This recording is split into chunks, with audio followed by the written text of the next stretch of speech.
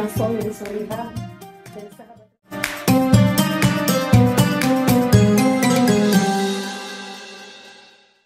Bismillahirrahmanirrahim. Assalamualaikum warahmatullahi wabarakatuh. Alhamdulillahirabbil alamin wa bihi nasta'in wa ala umuri dunya waddin.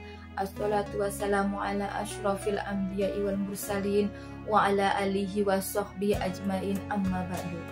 Puji syukur kita panjatkan kehadirat Allah Subhanahu wa taala yang telah memberikan rahmat serta hidayahnya, nikmat iman, nikmat Islam, nikmat sehat kepada kita semua, sehingga kita masih dipertemukan kembali di Ramadan yang penuh berkah ini.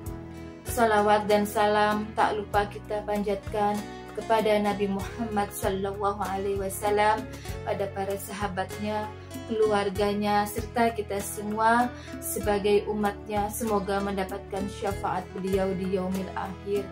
Amin amin ya robbal alamin. Anak-anakku yang soleh dan soleha, ayah bunda yang dirahmati Allah, pada kesempatan ini ibu akan menyampaikan materi kultum tentang bersiwak dan puasa Ramadan. Patut kita ketahui, siwak adalah batang atau ranting dari pohon Arab atau dalam bahasa Latin yaitu Salvador persica. Pohon ini termasuk dalam kategori semak belukar yang banyak ditemui di wilayah Timur Tengah. Bersiwak atau membersihkan mulut dengan kayu dari pohon Arab merupakan perbuatan yang sangat disukai oleh Rasulullah. Dalam suatu hadis Rasulullah bersabda, yang artinya sholat yang bersiwak itu lebih utama daripada 70 sholat tanpa bersiwak lebih dahulu. Dalam hadis lain yang diriwayatkan Bukhari dan Muslim, Rasulullah bersabda yang artinya, andaikan aku tidak khawatir memberatkan atas umatku, niscaya aku wajibkan atas mereka bersiwak pada tiap-tiap hendak sholat. Dari hadis tersebut memberikan isyarat bahwa Rasul menginginkan umatnya untuk senantiasa membersihkan gigi setiap hendak melakukan sholat jika umatku tersebut tidak merasa keberatan. Dalam hadis lain diriwayatkan Imam Bukhari juga disebutkan, hendaklah kalian selalu bersiwak, karena dalam bersiwak itu ada 10 perkara terpuji.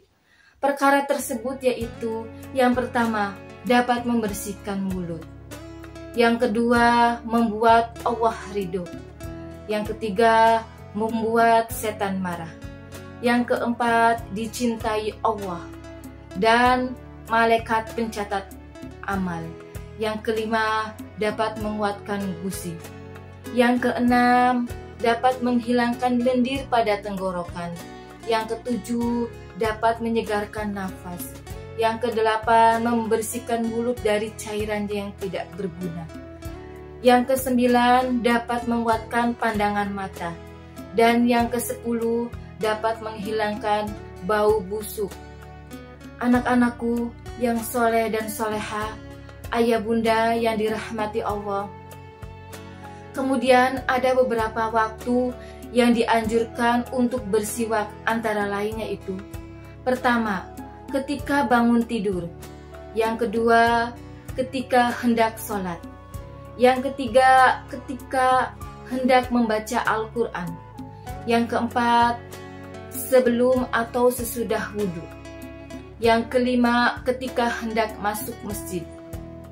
Lalu hukum menggunakan siwak bagi orang yang berpuasa adalah dianjurkan menggunakan sebelum zawal atau tergelincir matahari atau juga awal zuhur.